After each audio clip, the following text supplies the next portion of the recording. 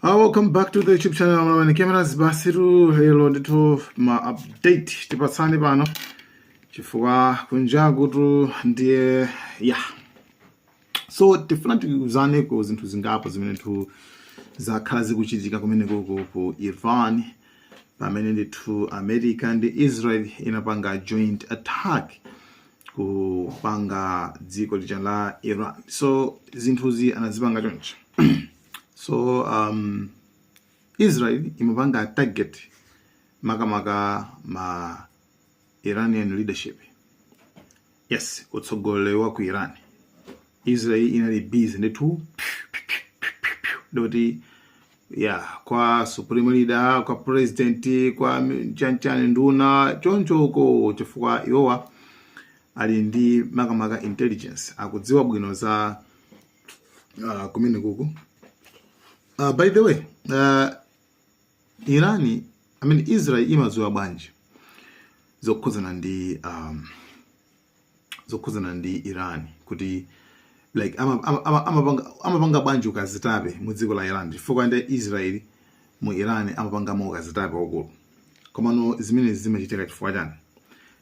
Choyambirira nchona kuti mu Iran muli ma refugees ambiri ochoka ku Afghanistan amene anathawa nkhondo ndi Iran inawasunga like kwapatsa kuti okay me dzaleka ma Burundi, you understand, just for you kuti mumvetsetse.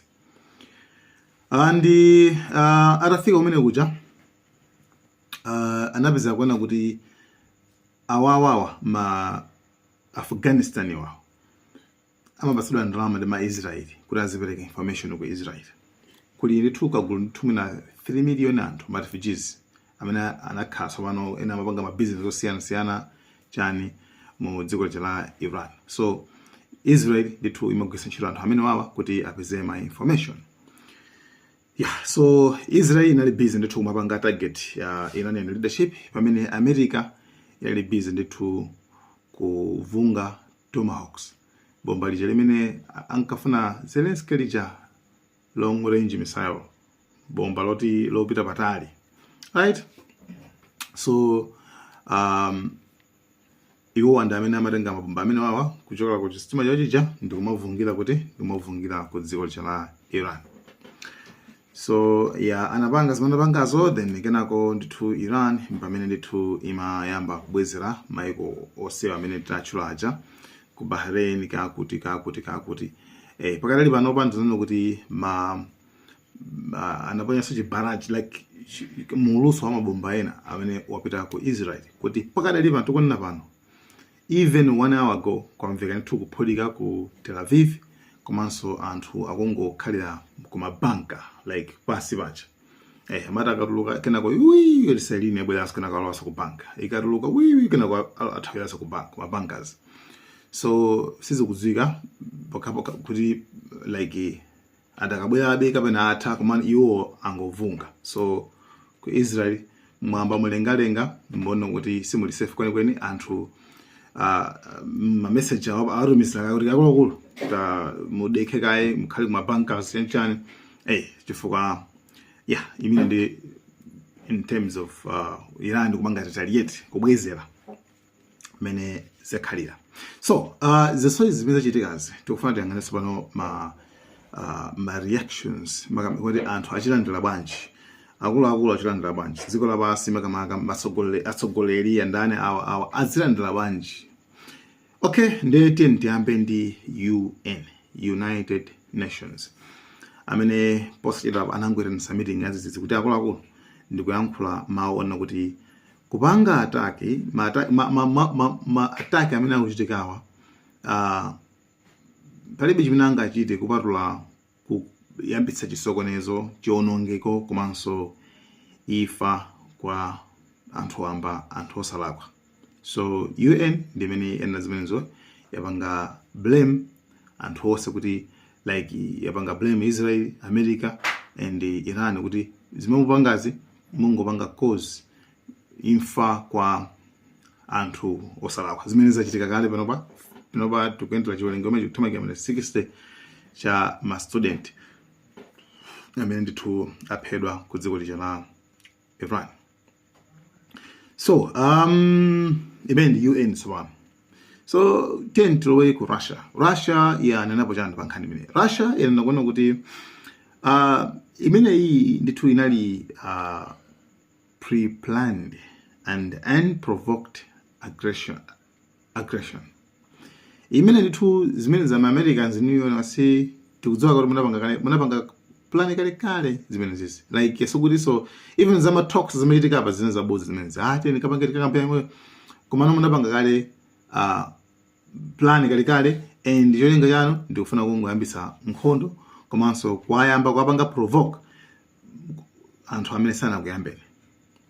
Mwapanga provoke anthu amene sanakuyambeni. Zimene Russia yakamba zimene so yapanga condemn makamaka Israel ndi America popanga zimene apangazo. Tintologi Ukraine definitely mukudziwa kale so kuti iyoyo yangoblame dziko la Iran pa zonse zachitikazi. Iyo akuti basi ya blame dziko la Iran ndithu sinapange bwino. Iran makamaka ndiyoipa chifukwa Iran yakhala ikugulitsa ma drones, ma Shahid drones ku dziko la Russia kuti azipolisira ku Ukraine. So iwo makamaka akuona kuti Iran makamaka it's fine. Kumando Iran ndi antopola iwana choncho. So apanga condemn aidzuzula Iran yo pa nkhani imene pa nkhondo imene. So that's it. So France, Emmanuel Macron yeyo makamaka watipo chani makamaka pa nkhani yokhudzana ndi nkhondo imene. Emmanuel Macron wana kuti izizi zili ndi grave consequences. Ma consequences izizi ndithu zili zotsatira zakumanda. Yes, komanso zoyipa makamaka actually meaning kwenda zati like zili ndi zotsatira zoyipa kwambiri zimene zitsatire imfa za wanthu. Kotero iyeyo anaita na United Nations Council kuti akwaku tabwani ko no sana United Nations pakhale meeting. So that's why kuna meeting so kunenzoti akambirane izizi mene zilezi. Okay, chabwino tiyeni tipite ku African Union. So African Union nayonso ndithu yaitana kuti pakhale de-escalation kuti padeke ndithu pasapezeke izizi sapitilire.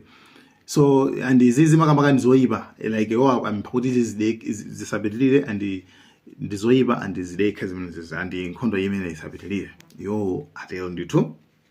And for ndikumati but why African apa tukamba zokuza ndi African Union malidala aku Africa ako banji yes mantha akwanena kukhala pa chifanizo kuti makamaka akudzozoti zinthu zambiri zikwera ndithu mitengo especially nkhani kuza ndi mafuta akuchoka ku Middle East akwera ndithu mitengo komanso even zinthu kumene zikwera mitengo chifukwa makontena amene amapanga ship zinthu aja ndoti saziyendaso kuvura ndithu plus pa Strait of Hormuz paja timanena paja pepe madusa mafuta paja pepe chaso ndikuti papangidwa choked like parking da bakosa pakati pano ndithu makampani ena amafuta ayimitsakaye ma operations awo komanso anakaidikanikai pang'ono meaning kwena kuti mafuta tsopano akwera ndithu chifukwa cha nkhondo ya pamenepo.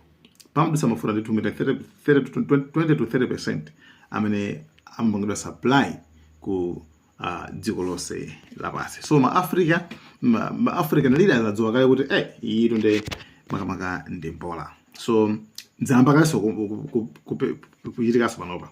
So Indian Prime Minister ku India pano Modi amene anali ku Israel panopa yeyo wankhula kwanu zoti wangoti restrained wauza kuti ati no retaliation like akwauza Iran kuti tadikhani taupezeni mtima taupezeni mtima musabwezere yayi akauza adziko la Iran kuti asabwezere aupeze mtima. I don't know kuti anyway but yewana kuti India ndi motherland pamene Israel ndi fatherland. So anyway zawo ndi zimodzi. So yewe usabwezere udeke ndikuti meaning what nde zinthu zake zovuta kwambiri nde iye wangoti komano nonse mudeke chabwino basi kumapero kwake I mean nkhondo isapitilire. So dziko la Norway, ku Norway mene ndithu abanga blame Israel kuti no. Inuyo preemptive attack imene machitika timapanga attack tikaona zoti pali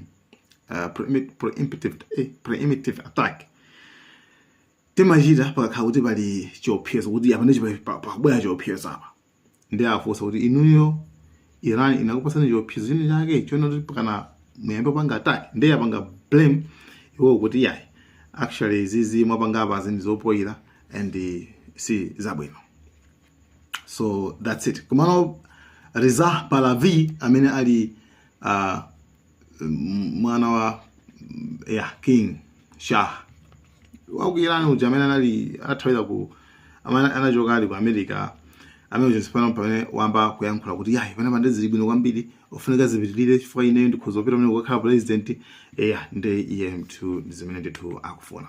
So akuluakulu izo makamaka ndi zimene ndithu zikuchitika ku dziko limeneli la Iran pamene Iran yatenganso telefoni kuimbira maiko achiluya onse amene iwowa aphulitsako makamaka aphulitsa ma US bases ayimbira mafoni auza kuona kuti actually nkhani sikukhudzani and ngati mufuna kuti zisamakukhudzeni kwenikweni ndi kuti mutha kusazikana nawo kuti ifeyo ma-Americans ayi mutionongera dziko lathu komano ife ataki athu kwenikweni ikungotsatira pokhapo pamene pali mabezi a America. So inuyo sizikukhudzani.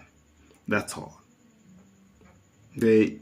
Musakhaso ndi maujeni yayi basi iye pomwere si ngati mufuna kuti ikhale ya inu ndi ife ndeleza both means tili ready. So maiko achulu yonse ndithu auza zimene zozo ayimbira mafoni afotokozera nkhani imeneyo. Pamene foreign minister wa Oman amene anali nkhala pakati wa ma negotiations aja amene ndiye wayankhula kuona kuti ma-attack amene mwapanga Israel ndi America actually ndo sali malo make nda iligo amene solondola like why mupanga atakira chifukwa chani. Komanso anayankhula kuona kuti America ndo ngati musalolere kwambiri foti nkhondo sikukhudzani amene akufuna nkhondo ndi Israel. Yeso ndoti Oman yapanga understand chinthu chimodzi yapanga understand china chakeso. Komanso Oman yanasa kuona kuti komano ife mmene timaonera makamaka ma negotiations athu